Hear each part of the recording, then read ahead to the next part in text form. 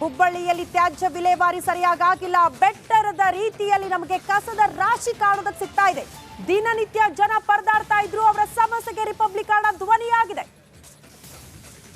ಹುಬ್ಬಳ್ಳಿಯಲ್ಲಿ ರಿಪಬ್ಲಿಕನ್ ವರದಿಗೆ ಸಿಬ್ಬಂದಿ ಅಡ್ಡಿಪಡಿಸುತ್ತಿದ್ದಾರಂತೆ. ತ್ಯಾಜ್ಯ ಬೆಟ್ಟದ ಅನಾವರಣ ಮಾಡ್ತಾ ಇರುವ ರಿಪಬ್ಲಿಕನ್ ಕ್ಯಾಮೆರಾ ಕಂಡೊಡನೆ ಮಷಿನ್ ಆರಂಭ ಆಗುತ್ತೆ. ವರದಿ ನಡುವೆ ರಿಪಬ್ಲಿಕನ್ ಸಿಬ್ಬಂದಿ ಜೊತೆ ವಾಗ್ವಾದ ಕೂಡ ಆಗುತ್ತೆ. ವಿಸ್ತೃತ ವರದಿ ಬಿತ್ತರಿಸುತ್ತಿದ್ದಂತೆ ಮಷಿನ್ ಆರಂಭಿಸಿದ್ದಾರೆ ಸಿಬ್ಬಂದಿ. ಅವ್ಯವಸ್ಥೆಯನ್ನ ಎಳೆ ಎಳೆಯಾಗಿ ಬಿಚ್ಚಿಡ್ತಾ ಇದೆ ರಿಪಬ್ಲಿಕನ್. ವರದಿ ಮಾಡ್ತಾ ಇರುವ ನಡುವೆ ಅಡ್ಡಿಪಡಿಸುತ್ತಿದ್ದಾರೆ ಪಾಲಿಕೆ ಸಿಬ್ಬಂದಿ.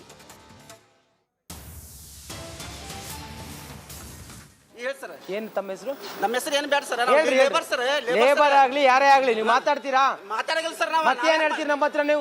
ನೀವು ಮಾತಾಡೋದಾದ್ರೆ ಅದು ನೀವು ಹೇಳೋದು ನಿಮ್ ಕರ್ತವ್ಯ. ರೆಕಾರ್ಡ್ ಮಾಡ್ಕೊಳ್ಳಿ. ನಿಮ್ಮ ಹೆಸರೇನ್ರಿ ಸರ್? ನೀವು ಸ್ಟಾರ್ಟ್ ಸರ್. ರೆಕಾರ್ಡ್ ಮಾಡ್ಕೊಳ್ಳಿ ಇವ್ರನ್ನ. ರೆಕಾರ್ಡ್ ಮಾಡ್ಕೊಳ್ಳಿ. ಸುಮ್ ಎರಡು ಕ್ಯಾಮ್ರಾದಲ್ಲೂ ರೆಕಾರ್ಡ್ ಮಾಡ್ಕೊಳ್ಳಿ ಇವ್ರನ್ನ. ಮಾಡ್ರಿ. ಈಗ ನೀವು ಮಾತಾಡಕ್ ರೆಡಿ ಇಲ್ಲ. ನೀವು ಮಾತಾಡಕ್ ರೆಡಿ ಇಲ್ಲ. ಮತ್ತೇನ್ರಿ ಮಾತಾಡ್ತೀರಿ? ಮಿಷನ್ ಚಾಲೂ ಮಾಡಿ ಸರ್. ನಿನ್ನೆ ನಾವು ಬಂದಾಗ ಮಿಷನ್ ಚಾಲು ಇತ್ತಾ? ಅಲ್ರಿ ನಿನ್ನೆ ನಾವು ಬಂದಾಗ ಚಾಲು ಇಲ್ಲಿಲ್ರಿ. ಮತ್ತ ಆ ಮಿಷನ್ ನೋಡಿದಾಗ ಚಾಲು ಇದ್ದಂಗ ಅನ್ಸಲ್ರಿ. ಅದು ನಾವ್ ಅದನ್ನ ಹೇಳಿದ್ವಿ ಅಷ್ಟೇ. ನಿನ್ನೆ ಇವ್ರ ಹತ್ರ ನಾವ್ ಹೇಳಿದ್ವಿ ಚಾಲು ಇದ್ದಿದ್ರೆ ಒಂದೆರಡು ಮಾತಾಡ್ರಿ ಅಂತ ಇವ್ರ ಹತ್ರ ನಾವ್ ಹೇಳಿದ್ವಿ. ಅವ್ರು ಏನು ಮಾತಾಡಕ್ ಬರಲ್ಲ. ಎಷ್ಟು ದಿನದ ಪ್ಲಾಸ್ಟಿಕ್ ಸರ್ ಇದು? ಎಷ್ಟು ದಿನದ ಪ್ಲಾಸ್ಟಿಕ್ ಇದು? ಎಷ್ಟು ದಿನದ ಪ್ಲಾಸ್ಟಿಕ್ ನೋಡ್ತೀವಿ. ಎಲ್ಲ ನೋಡಿ ಶೂಟ್ ಮಾಡ್ಕೊಂಡಿದೀವಿ. ಏನ್ ತಮ್ಮ ಹೆಸರು? ನಮ್ಮ ಹೆಸರು ಏನು ಬೇಡ ಸರ್. ಲೇಬರ್ ಸರ್, ಲೇಬರ್ ಆಗ್ಲಿ ಯಾರೇ ಆಗ್ಲಿ ನೀವು ಮಾತಾಡ್ತೀರಾ? ಮಾತಾಡಗಲ್ಲ ಸರ್. ಮತ್ತೇನ್ ಹೇಳ್ತೀರಿ ನಮ್ಮ ಹತ್ರ? ನೀವು ಮಾತಾಡೋದಾದ್ರೆ ಅದು ನೀವು ಹೇಳೋದು ನಿಮ್ ಕರ್ತವ್ಯ. ರೆಕಾರ್ಡ್ ಮಾಡ್ಕೊಳ್ಳಿ. ನಿಮ್ಮ ಹೆಸರೇನ್ರಿ ಸರ್? ನೀವು ಸ್ಟಾರ್ಟ್ ಸರ್. ರೆಕಾರ್ಡ್ ಮಾಡ್ಕೊಳ್ಳಿ ಇವ್ರನ್ನ. ರೆಕಾರ್ಡ್ ಮಾಡ್ಕೊಳ್ಳಿ. ರಿಪಬ್ಲಿಕನ್ ಈ ಬಗ್ಗೆ ವರದಿ ಮಾಡ್ತಾ ಇದ್ದಂತೆ 2 ಗಂಟೆಯಲ್ಲಿ ಬಿಗ್ ಇಂಪ್ಯಾಕ್ಟ್ ಆಗಿದೆ. ಇದು ರಿಪಬ್ಲಿಕನ್ ವರದಿಯ ಬಿಗ್ ಇಂಪ್ಯಾಕ್ಟ್ ಸ್ಟೋರಿ. ವರದಿ ಪ್ರಸಾರ ಮಾಡಿ 2 ಗಂಟೆಗಳಲ್ಲಿ ಇದರ ಇಂಪ್ಯಾಕ್ಟ್ ಆಗಿರೋದು. ರಿಪಬ್ಲಿಕನ್ದಿಂದ ಹುಬ್ಬಳ್ಳಿ ಕಸದ ರಾಶಿಯ ಬಗ್ಗೆ ನಿರಂತರವಾಗಿ ವರದಿ ಆಯಿತು. ನಮ್ಮ ವರದಿ ಪ್ರಸಾರವಾಗ್ತಾ ಇದ್ದಂತೆ ತ್ಯಾಜ್ಯ ವಿಲೇವಾರಿ ಸಿಬ್ಬಂದಿ ಎಚ್ಚೆತ್ತುಕೊಂಡಿದ್ದಾರೆ. ಘಟಕದಲ್ಲಿರೋ ಕಸದ ಯಂತ್ರಗಳ ಕೆಲಸ ಆರಂಭಗೊಂಡಿದೆ. ನಿನ್ನೆವರೆಗೂ ಸಂಪೂರ್ಣವಾಗಿ ಬಂದ್ ಆಗಿದ್ದ ಯಂತ್ರಗಳು ಇವತ್ತು ರಿಪಬ್ಲಿಕನ್ ಈ ಬಗ್ಗೆ ವರದಿ ಮಾಡ್ತಾ ಇದ್ದಂತೆ ಎಚ್ಚೆತ್ತುಕೊಂಡಿದ್ದಾರೆ ಸಿಬ್ಬಂದಿ. ಯಂತ್ರ ಆರಂಭ ಆಗಿದೆ. ಯಂತ್ರಗಳಿಂದ ಕೆಲಸ ಆರಂಭಿಸಿದ್ದಾರೆ ಘಟಕದ ಸಿಬ್ಬಂದಿ ಅನ್ನೋದರ ಡೀಟೇಲ್ಸ್. ನನ್ನ ಸಹೋದ್ಯೋಗಿ ದಿವೀರ್, ಮತ್ತೊಂದು ಕಡೆ ಪ್ರಕಾಶ್ ಹಿರೇಮಠ್ ಸ್ಥಳದಿಂದಲೇ ಸಂಪೂರ್ಣವಾದಂತ ವರದಿ ಕೊಡ್ತಾ ಇದ್ರು. ಸಂಬಂಧಪಟ್ಟ ಇಲಾಖೆಗಳ ಅಧಿಕಾರಿಗಳಿಗೆ ಕ್ಲಾಸ್ ತೆಗೆದುಕೊಳ್ಳುವಂತ ಪ್ರಯತ್ನ ಆಯಿತು. ಜನರ ಜೀವದ ಜೊತೆ ಚೆಲ್ಲಾಟ ಆಡ್ತಿದ್ದಾರೆ ಪಾಲಿಕೆ ಅಧಿಕಾರಿಗಳು. ಇಡೀ ರಾಜ್ಯದಲ್ಲಿ ಮಹಾನಗರ ಪಾಲಿಕೆಗೆ ಸಂಬಂಧಪಟ್ಟಂತೆ 2ನೇ ಅತಿ ದೊಡ್ಡ ಪಾಲಿಕೆ ಹುಬ್ಬಳ್ಳಿಯದ್ದು. ಹುಬ್ಬಳ್ಳಿ ಧಾರವಾಡ ರಾಜಕಾರಣ ಅಂದ್ರೆ ಬಹಳ ಪ್ರತಿಷ್ಠೆಯಾಗಿ ತೆಗೆದುಕೊಳ್ತಾರೆ ನಮ್ಮ ರಾಜಕಾರಣಿಗಳು. ಜನರ ಸಮಸ್ಯೆ ಅಂತ ಬಂದಾಗ ಯಾಕೆ ಪ್ರತಿಷ್ಠೆಯಾಗಿ ತೆಗೆದುಕೊಂಡು ಈ ಸಮಸ್ಯೆಯನ್ನ ಬಗೆಹರಿಸಿಲ್ಲ ಅನ್ನೋದನ್ನ ನಾವು ಪ್ರಶ್ನೆ ಮಾಡಿದ್ವಿ.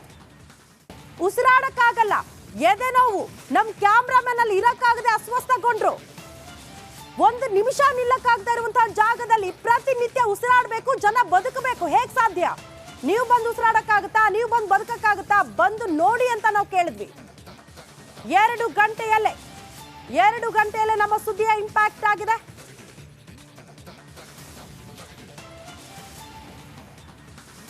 ನಮ್ಮ ಸುದ್ದಿಯ ಇಂಪ್ಯಾಕ್ಟ್ ಆಗಿರೋದು. ಈ ಬಗ್ಗೆ ನಮ್ಮ ಪ್ರತಿನಿಧಿ ಪ್ರಕಾಶ್ ಹಿರೇಮಠ್ ಒಂದು ಪ್ರತ್ಯಕ್ಷ ವರದಿ ಕೊಟ್ಟಿದ್ದಾರೆ, ನೋಡ್ಕೊಂಡು ಬರೋಣ.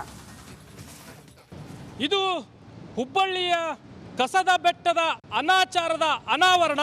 ನಿಮ್ಮ ರಿಪಬ್ಲಿಕ್ ಕನ್ನಡ ಬೆಳಗ್ಗೆಯಿಂದನೂ ಈ ಒಂದು ಸಮಸ್ಯೆಯ ಅವ್ಯವಸ್ಥೆಯ ಆಗರವಾಗಿರುವಂತಹ ಕಸದ ಸಮಸ್ಯೆಯ ಕುರಿತು ಬೆಳಕು ಚೆಲ್ತಾ ಇದೆ. ಹುಬ್ಬಳ್ಳಿಯ ಹೊರವಲಯದಲ್ಲಿರುವಂತಹ ಕಾರವಾರ ರಸ್ತೆಯಲ್ಲಿ ಸುಮಾರು 29 ಎಕರೆ ಪ್ರದೇಶದಲ್ಲಿ ಏನು ಸಂಗ್ರಹವಾಗುವಂಥ ಕಸದ ಗುಡ್ಡದಿಂದ ಯಾವ ರೀತಿ ಈ ಭಾಗದ ಜನರಿಗೆ ಸಮಸ್ಯೆ ಆಗ್ತಾ ಇದೆ ಅನ್ನೋದ್ರ ಬಗ್ಗೆ ರಿಪಬ್ಲಿಕ್ ಕನ್ನಡ ಬೆಳಕು ಚೆಲ್ತಾ ಇದೆ. ರಿಪಬ್ಲಿಕ್ ಕನ್ನಡ ಬೆಳಗ್ಗೆಯಿಂದನೂ ಈ ಕುರಿತಂತೆ ವಿಸ್ತೃತವಾದಂಥ ವರದಿಯನ್ನು ಮಾಡ್ತಾ ಇರುವಂಥ ಬೆನ್ನಲ್ಲೇ ಈಗ ಇಲ್ಲಿನ ಸಿಬ್ಬಂದಿ ಕಾರ್ಯಪ್ರವೃತ್ತರಾಗಿದ್ದಾರೆ. ಒಂದು ಕಡೆ ರಿಪಬ್ಲಿಕ್ ಕನ್ನಡದ ವರದಿಯಿಂದ ಎಚ್ಚೆತ್ತಂಥ ಸಿಬ್ಬಂದಿಗಳು ರಿಪಬ್ಲಿಕ್ ವರದಿಗೆ ಅಡ್ಡಿಪಡಿಸುವಂಥ ಕೆಲಸಕ್ಕೆ ಮುಂದಾದರು. ಇದರ ಜೊತೆಗೆ ಇಲ್ಲಿರುವಂಥ ಮಷಿನ್ಗಳನ್ನು ಆರಂಭ ಮಾಡುವಂಥ ಕೆಲಸಕ್ಕೆ ಮುಂದಾದರು.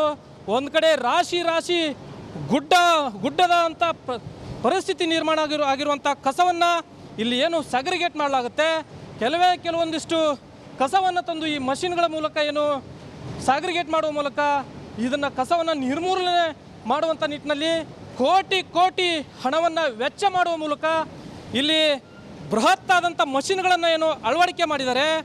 ಆದರೆ ನಿನ್ನೆವರೆಗೂ ಈ ಎಲ್ಲ ಮಷಿನ್ಗಳು ತುಕ್ಕು ಹಿಡಿದು ಬಂದಾಗಿದ್ವು.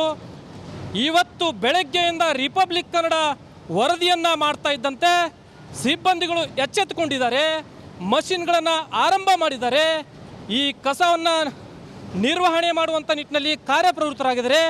ಇದರ ಜೊತೆಗೆ ರಿಪಬ್ಲಿಕ್ ಕನ್ನಡ ವರದಿ ಮಾಡ್ತಾ ಇದ್ದಂತೆ ಸಿಬ್ಬಂದಿಗೆ ಅಂದರೆ ನಮ್ಮ ಸಿಬ್ಬಂದಿಗೆ ಅಡ್ಡಪಡಿಸುವಂಥ ಕೆಲಸಕ್ಕೆ ಇಲ್ಲಿನ ಸಿಬ್ಬಂದಿಗಳು ಮುಂದಾದರು.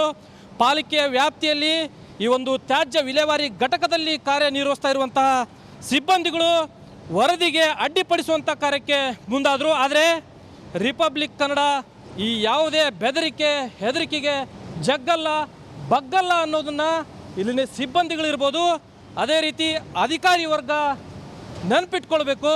ನಿರಂತರವಾಗಿ ಈ ಒಂದು ಕಸದ ಸಮಸ್ಯೆ ನಿರ್ಮೂಲನೆ ಆಗುವವರೆಗೂ ರಿಪಬ್ಲಿಕ್ ಕನ್ನಡ ಬೆಳಕು ಚೆಲ್ಲುತ್ತೆ, ನಿರಂತರವಾಗಿ ಬೆನ್ನು ಹತ್ತುತ್ತೆ ಅನ್ನೋದು ಅಧಿಕಾರಿ ವರ್ಗ, ಸಿಬ್ಬಂದಿ ವರ್ಗ, ಅದೇ ರೀತಿ ಜನಪ್ರತಿನಿಧಿಗಳು ನೆನಪಿಟ್ಕೊಳ್ಬೇಕು. ಈ ಒಂದು ಕಸದ ಸಮಸ್ಯೆ, ಇಲ್ಲಿನ ಅನಾಚಾರ, ಇಲ್ಲಿನ ಆಗರ ಸಂಪೂರ್ಣವಾಗಿ ನಿರ್ಮೂಲನೆ ಆಗುವವರೆಗೂ ರಿಪಬ್ಲಿಕ್ ಕನ್ನಡ ನಿರಂತರವಾಗಿ ಸುದ್ದಿಯನ್ನು ಬಿತ್ತರ ಮಾಡುತ್ತೆ, ಸಾರ್ವಜನಿಕರ ಸಮಸ್ಯೆಗೆ ಸ್ಪಂದನೆಯನ್ನು ನೀಡುತ್ತೆ ಅನ್ನೋದನ್ನು ನೆನಪಿಟ್ಕೊಳ್ಬೇಕು. ಒಂದು ಕಡೆ ಇಲ್ಲಿನ ಸಿಬ್ಬಂದಿ ಅಡ್ಡಪಡಿಸುವಂಥ ಕೆಲಸಕ್ಕೆ ಮುಂದಾದರು, ತದನಂತರ ಈ ಮಷಿನ್ಗಳನ್ನು ಆರಂಭ ಮಾಡುವಂಥ ಕಾರ್ಯಕ್ಕೆ ಮುಂದಾದರು. ಆದರೆ ಇಲ್ಲಿನ ಕಸ ಹಲವಾರು ವರ್ಷಗಳ ಕಳೆದರೂ ಸಹಿತ ಇಲ್ಲಿನ ಕಸದ ಸಮಸ್ಯೆ ನಿರ್ಮೂಲನೆ ಆಗಲ್ಲ ಅನ್ನೋದನ್ನು ನೆನಪಿಟ್ಕೊಳ್ಬೇಕು. ಆದರೆ ರಿಪಬ್ಲಿಕ್ ಕನ್ನಡ ಈ ಹಿನ್ನೆಲೆಯಲ್ಲಿ ನಿರಂತರವಾಗಿ ಸುದ್ದಿಯನ್ನು ಬಿತ್ತರ ಮಾಡುತ್ತೆ. ಈ ಭಾಗದ ಜನರ ಸಮಸ್ಯೆಗೆ ಶಾಶ್ವತವಾದಂಥ ಪರಿಹಾರ ಸಿಗೋವರೆಗೂ ಹೋರಾಟ ಮಾಡುತ್ತೆ ಅಂತಕ್ಕಂಥದ್ದನ್ನು ನೆನಪಿಟ್ಕೊಳ್ಬೇಕು ಅನ್ನೋದೇ ನಮ್ಮ ಆಶಯ. ಕ್ಯಾಮ್ರಾ ಪರ್ಸನ್ ವಿನಾಯಕ್ ಪೂಜಾರ್ ಜೊತೆ ಪ್ರಕಾಶ್ ಹಿರಮಠ, ರಿಪಬ್ಲಿಕ್ ಕನ್ನಡ. ಅದೇ ರೀತಿಯಲ್ಲಿ ಕೆಲಸಗಾರನ ಕೂಡ ನಮ್ಮ ಸಹೋದ್ಯೋಗಿ ರಂಜಿತ್ ಕೂಡ ಮಾತನಾಡಿಸಿದ್ದಾರೆ. ಅವ್ರು ಏನು ಹೇಳಿದ್ರು ಈ ವಿಚಾರದ ಬಗ್ಗೆ ಬನ್ನಿ ನೋಡ್ಕೊಂಡು ಬರೋಣ. ಈ ಹುಬ್ಬಳ್ಳಿಯ ಈ ಡಂಪಿಂಗ್ ಯಾರ್ಡ್ ಕಸದ ಗುಡ್ಡದ ಅವ್ಯವಸ್ಥೆಯನ್ನು ರಿಪಬ್ಲಿಕ್ ಕನ್ನಡ ಎಳೆಯಾಗಿ ಬಿಚ್ಚಿಡುವ ಕೆಲಸ ಮಾಡ್ತಾ ಇದೆ. ಸುಮಾರು 190 ಗಾಡಿಗಳಲ್ಲಿ ಕಸವನ್ನು ತಂದು 350 ಟನ್ ಪ್ರತಿದಿನವೂ ಕೂಡ ಇಲ್ಲಿ ಡಂಪ್ ಮಾಡ್ತಾರೆ. ಇಲ್ಲಿ ಕೆಲಸ ಮಾಡಿದಂಥ ಸಿಬ್ಬಂದಿಗೆ, ಡ್ರೈವರ್ಗಳಿಗೆ ಸಂಬಳ ಕೊಡದೆ ಸುಮಾರು ತಿಂಗಳಿನಿಂದ ಇವರು ಬೆಳಿಗ್ಗೆ ಹಗಲು ರಾತ್ರಿ ಅಂದೇ ಈ ವಿಷದ ಹೊಗೆಯನ್ನು ಕುಡಿದುಕೊಂಡು ತಮ್ಮ ಜೀವವನ್ನು ಕೊಂದುಕೊಂಡು ಬೆವರು ಸುರಿತಿ ತಮ್ಮ ಮಕ್ಕಳಿಗೋಸ್ಕರ, ತಮ್ಮ ಮನೆಯವರಿಗೋಸ್ಕರ, ಅವರ ಖುಷಿಗೋಸ್ಕರ, ಅವರ ಬದುಕಿಗೋಸ್ಕರ ಇಲ್ಲಿ ದುಡಿತಿರುವಂಥ ಜನರ ಅಹವಾಲನ್ನು ಕೇಳಬೇಕಲ್ಲ. ಹಾಗಾದರೆ ಏನ್ರಿ ಸರ್, ತಮ್ಗೆ ಎಷ್ಟು ತಿಂಗಳಿಂದ ಸಂಬಳ ಆಗಿಲ್ರಿ ಸರ್? ಹೋದ ವರ್ಷ 2022 ಜೂನ್ ಜುಲೈದು ಪೇಮೆಂಟ್ ಇನ್ನೂ ಮಟ್ಟ ಕೊಟ್ಟಿಲ್ಲ ಸರ್ ನಮಗೆ. ಈ ತಿಂಗಳದು ಈ ವರ್ಷದ್ದು ಕ್ಲಿಯರ್ ಇದೆ ಸರ್. ಜಮಿನಿ ಅನ್ನೋರಿಗೆ ಈ ವರ್ಷ ಟೆಂಡರ್ ಆಗಿದೆ. ಜಮಿನಿ ಕಂಪ್ನಿಯವರು ನಮಗೆ ಪೇಮೆಂಟ್ ಕ್ಲಿಯರ್ ಕೊಡ್ತಾ ಇದ್ದಾರೆ. ಅದರ ಈ ಆದರ್ಶ್ ಎಂಟರ್ಪ್ರೈಸಸ್ ಅನ್ನೋರು 2022ರಲ್ಲಿ ಅವ್ರಿಗೆ ಟೆಂಡರ್ ಇತ್ತು. ಅವರು 2 ತಿಂಗಳದ ಪೇಮೆಂಟ್ ಬಾಕಿ ಇಟ್ಕೊಂಡಿದ್ದಾರೆ. ಕಮಿಷನರ್ ಸಾಹೇಬ್ರಿಗೆ ಹೋಗಿ ಕೇಳಿದರೆ ನಮ್ಮದು ಹಿಂಗೆ ಪೇಮೆಂಟ್ ಬಾಕಿ ಇದೆ ಸರ್ ಅಂತ ಕೇಳಿದರೆ, ಇಲ್ಲ ಸರ್ ಅವರು PF ತುಂಬಿಲ್ಲ, ಅದರ ಸಂಬಂಧ ನಾವು ಬಿಲ್ ಇಟ್ಕೊಂಡಿದ್ದೇವೆ, ಅವರು ತುಂಬಲಿ ನಾವು ಆಮೇಲೆ ಕೊಡ್ತೇವೆ ಅಂತಿದ್ದಾರೆ.